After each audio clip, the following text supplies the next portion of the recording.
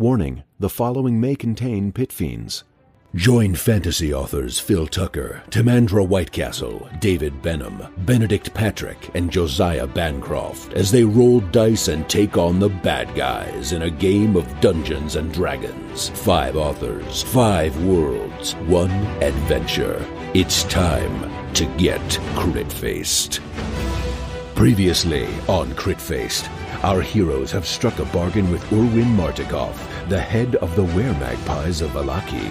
He and his people will keep their eyes on the roads for signs of Irina in exchange for the party checking on his father at the Wizard of Wine's winery, some days' travel to the west of the town. Having struck the bargain, the party decides what to do next. Say that 3 Are times we fast. rested?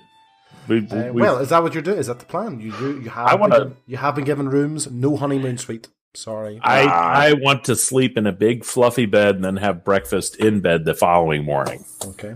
It's still, I mean, it's late afternoon. It's not unheard of to go to sleep at this time, but, you've got time. We could, go and just see what's happening in the square. I mean, I feel like if there's a festivity, let's see what they're celebrating. And perhaps there is a merchant of magic daggers. I mean, you never know. You could rob the right person. Very well. Excuse me? What? What? I think I shall accompany you, John. Why? Just to slap you every once in a while. I have this feeling. Does I'm anyone still know? going to sit on things too until should. I'm not exhausted anymore. Okay. Yeah, no, you should really sleep and... Just fair warning, though, we can't get into any dust ups because I'm almost completely out of spells.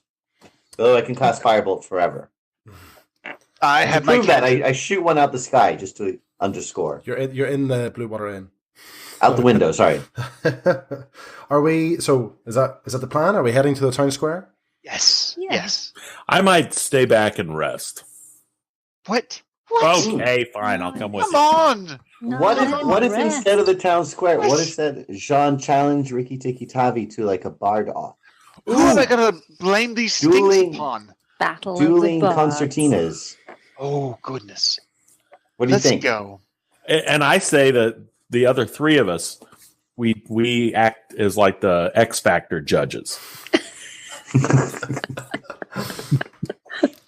If you don't choose me, I'm going to stab you in your sleep. With a magic dagger. Okay. Right. I think the Bard off sounds great. After a brief tour of the town square, of course. I have a repertoire that would make your mother cry. We know. Yeah, I can imagine that. It's that one song. Literally. The monkey steals the monsters. There are other songs. Perennial favorite because there's no other option. Name one other song. Name one other song. One other song right now. Steals the master's boots. I feel bad for this master. Right. It turns out at the very end we realized the master was always Strahd all along. Oh my god. What a twist. Town square it is, guys. It's so we head on out. It's really only 10 minutes away from the Blue Water Inn as you pass by and you head on in, guys. The buildings that enclose the town square, they're still decorated with these limp gardens you'd seen earlier. There's painted wooden boxes around. Someone's obviously tried to beautify it, but they're filled with tiny dead flowers. So at the north end of the square, there's a row of stocks, and there's a few men, women, and children locked in them. They are all wearing crude, like plaster donkey heads, basically. That's creepy. In the centre of the town, peasants are gathering, just using cups and vases to gather water from a crumbling stone fountain. And at the centre of the fountain is a statue of a man facing west. And you notice all around the square there's posters up all over the place. And if you have a look at one of them, it says on it, Come one, come all, to the greatest celebration of the year, the Wolf's Head Jamboree. Attendants and children required. Pikes will be provided. All will be well. The Baron. Children required? That's so weird. This is not the kind of like festival that I'm used to. Is this like what? Jean Marlowe, with your talents, certainly you can act as our child. I beg your pardon. I could, I suppose, put on some breeches, and I do have a sailor's hat that might pass as childish. But I think this is the poster for the celebration that just passed last week, Yeah, with the wolves' true. heads and stuff. Well, So, what about these people like this they're still the celebrating, though. No, but they have donkeys' heads. Yes. Should we ask someone why the donkey heads? Why are you wearing a donkey? Why the long face? Oh no! No. God. Oh God! Back of the line. What has happened tonight, guys? This is just. It's terrible. Back of the line. I think it's Master Sana, I trust only you with this. Oh no! Please don't. Interrogate a donkey, if you will. I will sidle over through the crowds to the stocks Yes. and approach one of the female figures wearing a donkey head. Yes, that's right. So they're locked. Like, can they see me? Like, is it like a proper? No, proper- it's like someone's tried to make a model of a donkey's head. There's no eye slots in it, from what you can tell. They've just got it. It seems to be to add to the ridicule of being locked in these stocks. So you there? Oh, Why? What's What have you done that you deserve this criminal punishment? Nice. who is there? Who's that? That does not have to concern you, criminal. I made a mistake. I didn't. I made a mistake. I'm sorry. I've said already that I'm sorry. Please, it's been days now. Please let me out. What did you do?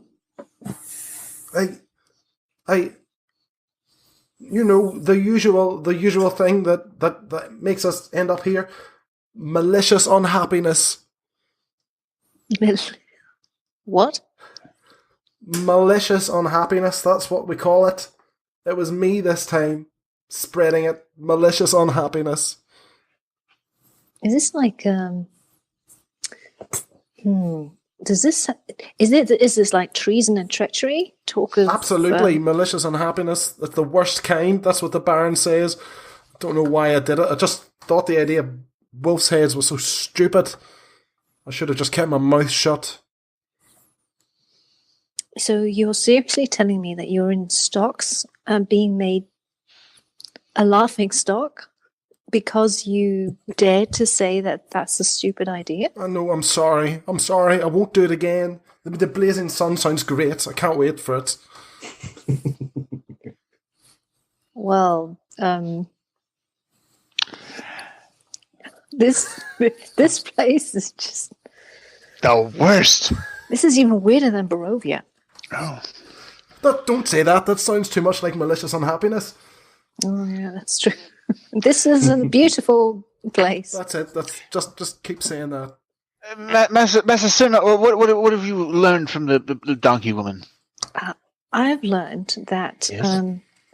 Vallaki's burgomaster seems to Yes. be a very nice man Oh. who just happens to really like it when people are very happy all the time and doesn't appreciate people not being very happy. Oh, like the manager of a comedy club. Kinda, yeah. Okay. I'm familiar with these people.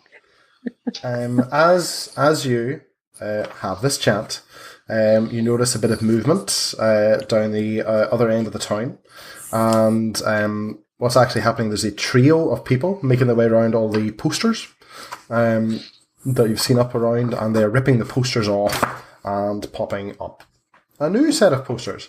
Now it looks like that two of the guys are just normal guards. However, the third person, and this person seems to be the leader of the group, seems. I mean, I think the best word to be used to describe this individual is horrific. It's an adult, maybe somewhere in his 30s, shaven head. Something seems to be wrong with the way that he's walking. He's got a bit of a hunch, not like Lord Talfrin. It's not due to age. There seems to be something up with his arm and his shoulder. His right arm is covered in his cloak, so he's got a bit of a sort of some strange kind of limping movement as he moves. He seems really muscular, and you can tell that the people around him are scared, and they're you can see that people are talking in whispers as this guy moves close, and he's ordering the guards to rip down these posters and put up new ones.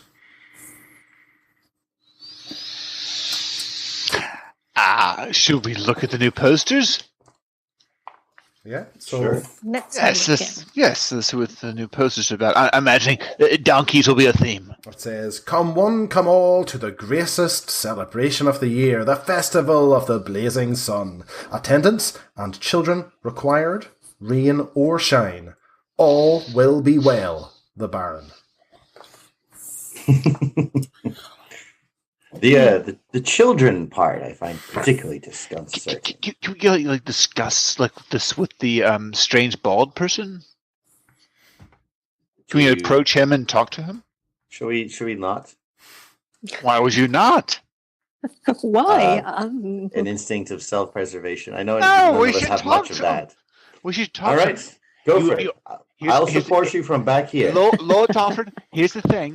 You must be aggressively merry. Like, be happy and gay and light. Don't be sour. Like, be up. I am afraid that I am constitutionally unable to do so. I Therefore, know, I will but, like, avoid him while you go forth and If giggle and he jape looks and at you, caper. just give us a guffaw. I will join you, Jean Marleman. You are a merrier man. All right, Master Summer. Now wait, just for my edification, does Jean Marleman still reek of rotten eggs? No, that's gone now. Okay, all right. I'm not that cruel. Can you make him smell of puppy dogs and sunshine? My gosh, no. Before we approach, though, I think I should cast a prestidigitation. Okay. Prestidigitation. Yes. I will have small sparks of fireworks be flying about my head.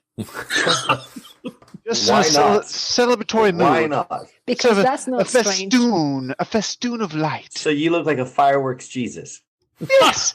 A statue of liberty, sort of like, yes, it's a wow. And it's going to Ow! yes, it's going to impress everyone we walk up to, especially this like sour bald man. Okay. Well, what's the Okay. plan? I'm just like conversing. Excuse me, sir. I'm so thrilled. I have never been happier to be at this wonderful celebration. Could you tell me more about it? So he turns around to look at you, and when you say you've never been happier, and this is someone who looks like he couldn't be any more put out by being interrupted by you, and he looks at you almost. There's a brief flit of shock in his face, as if he's surprised that somebody has interrupted his day, and he looks at you and snarls and says, "What do you want?" That's not a very happy response. Sir, where is your gaiety? Where's your liveliness? "What do you want? Stop wasting my time."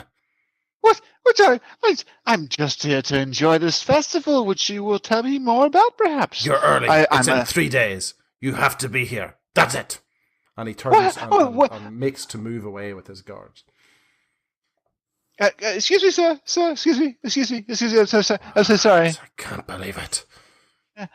I happened to notice that there were some really jolly people in the stocks over there. They seem to wear like donkey masks. How'd you get one of those spots? That seems very fun. And he pauses for a second, just seemingly unsure of exactly where this conversation's going, and he looks at you and he says, "Are you having a laugh with me? Or are you But we were all having a laugh. Yes, of course. Oh, delighted laugh. So you're an idiot then?" No, not at all. I would consider myself to be someone who is a connoisseur of merriment. So he throws his cloak over to unveil his right arm, and you can see that his right arm is clearly not human. It's far too big for his arm, and it seems to have some kind of spikes growing all down it, and his fingers are miscolored. They're stained, brown, tan. They're too long. His fingers are too long, and his nails are too long. And he reaches out to you and points with one of those long fingers, and he says, "Get out of my face, and be here in 3 days. Then you can be happy." And he covers his arm up again, and storms off with the guards to the next posters. Goodbye. You should get that checked out. Okay, God, we should go tell Evan we just met a monster man with one arm who's like a disaster. So, friends, we went and talked to the scary bald man, and apparently he has like sort of a dog leg for an arm, and we should consider like maybe go to the vineyard. I mean, the winery is like not far away. 3 days. Yes, but further from him, he was quite frightening. Well, I've seen my fill of Vallaki's merriment. I would not mind returning to the Blue Waters. But we have not accomplished anything tonight. We should at least, arm ourselves or discover some. I think as a bit of mischief, we should free the people in the cages. Oh, goodness. Well, if only we had... I would say no. I don't like this Baron, and I've not met him yet. I think he's a monster. I'm with Kellen. I don't think it's fair to put people in stocks. I find this hard to believe, but I have to echo Jean's sentiment. I think this is a sign that this man, this Baron, is not a good ruler and very much insane, I think. I think we rest. We rest. Mm-hmm. No, we don't have to rest. Then we wake up in the middle of the night. We free them all, and then we hit the road to the winery. I understand, but I think that perhaps we just create a distraction. Now we let them go, and then we go back and get our rest. We need rest before we do anything. We're going to have. We have in our midst a man who is a walking firework display. He has boasted about his ability to make unlimited fire bolts in the sky. And as he does that, tired. Well, but as he does that, then Master Suna and I go and just surreptitiously unlock with our dexterous fingers these stocks. Say we do that and we free these people. Yes. Where do they go? Who cares? They're free. No, look, I'm not responsible for freeing people. Yes. They then go where? Do they leave with us Vallaki? To the winery? Oh God, no. We're not taking them with us. Maybe they can keep their donkey masks on. We were asking about horses or mules or other. No, we're not riding them. We can ride on that. They can pull our cart. We're not riding them or forcing them to pull our cart. No, Kellic, bad. So where do you envision they go? Obviously, their identities are known by the authorities. They were arrested, tried, and placed in stocks. We free them. They then what? Go home, mill around the square until arrested again. They'll have the We're chance only to getting leave them this into place. worse trouble. No, the problem is also not the prisoners. We must attack this problem at its root, and the root is the burgomaster. Yes, but we're not attacking the burgomaster tonight, correct? Maybe not tonight, but I have a feeling he wanted to talk to him anyway, because I severely now hope that Irina is not in his palace Clutches. or house. Clutches. Or yes. So we should at least make sure that she isn't there. And I would also like to check out the church to see if she has found some kind of protection. I am all for investigating, but I would rather not place these people into greater danger or punishment by forcing their freedom upon them. They're in stocks. They're in prison. They're saying they've been there almost a week. Yes, Are they even being fed? Imagine what that man with the dog arm would say if he found that they'd escaped. Would he say that they were innocent of that escape attempt, or would he simply blame them for being involved?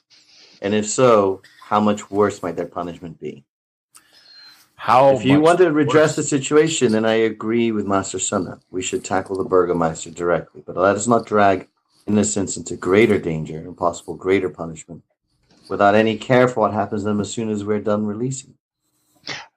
So perhaps the most sanguine course of action is we go back, we have a long rest, we wake up in the morning, we visit the Burgomaster, and then we visit the church, and then before we leave, we release the people from their stocks and call it a gift. Or if we think that's still a sanguine course of act. But maybe it's not. Well, we definitely need the rest. We need the rest. Because we've been to a church recently where it was not a friendly place. Shall we rest and see what the night brings? Yes, indeed, Lord Dalton. I'll leave my door unlocked. Firebolt. Okay. I'm going to just push his door open a crack, firebolt into the room several times, and then close the door quietly. Are we, at the moment we're still in the town square, are we heading back to the Blue Water? Yeah, that's heading back to the Blue Water. Yes. Okay. So guys, making our way back to the Blue Water, it's on the cusp of evening now. It's busier than you've seen it. You can see that Rictavio is getting ready. Doesn't seem to have an instrument to hand, but he seems to be clearing himself a space close to just off to the side of the bar. Sorry. People are a couple of people are eating. Most people are drinking wine. The two hunters still there. No sign of the Watcher brothers. Are you going to have a rest? I really have a hard time walking past this bar without saying anything. It's going to be very difficult for me. Can someone just distract me that I don't have to engage? I actually think that we should not get in your way. I personally want to see what happens. Ricky, I just may I have a word. I heard you're going on soon, and that you are a singer. Is that what we're claiming to be? Is that what we're pretending? Hi there. Sorry, Rictavio. Sorry, you must have misheard. And you are Rick Mortis? Yes. My name is Jean Malame. All right. Okay. Excellent. Hi, so John. what do you do? What is your specialty? Is it obviously like dressing like a feather duster? That's impressive. I mean, you can't just like fall into a feather pillow and turn out like that. Obviously, he doesn't really bat too much an eyelid at you. Or he does look straight at you when you mention the feather duster, but his smile doesn't break, and he says, "I'm more of a storyteller." Jean. Oh, a storyteller. I do enjoy meeting another fellow storyteller. So tell me a story. What is your best story? I've got a few. If you stick around, I'll be on in a minute. I'll throw out a few that the people of the Blue Water seem to enjoy. See what you think of them. Okay, well, we'll listen. Well, I guess we can stick around and listen to your anecdotes. I'm sure they're very amusing about whether the town sow or the cow who kicked down the fence and ran out into the field. I'm sure there's some sorts of adventures that you would consider to be worth our time. I look forward to hearing those. John, I'll stop you there for a wee second.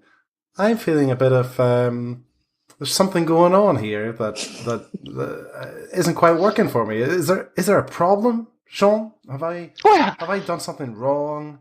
No, I don't. No, it's not that you've done anything wrong. I just feel like this town is not very welcoming of fellow creators, actors. girls, thespians, musicians.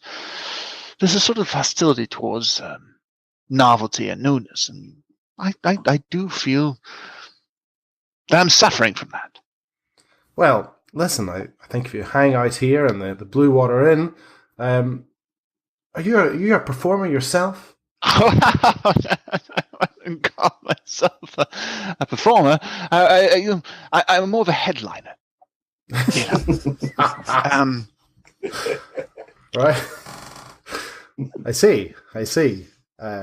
So is that why you've got a problem with me here? Are you jealous, John? It just seems that what you're describing is an emotion I've heard of before called jealousy, John. No, it's not jealousy. It's nostalgia. Would you like to perform here at the Blue Water Inn tonight? I'd be happy to introduce you on stage.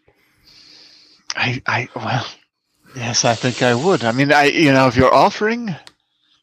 Okay. I mean, what is it you do?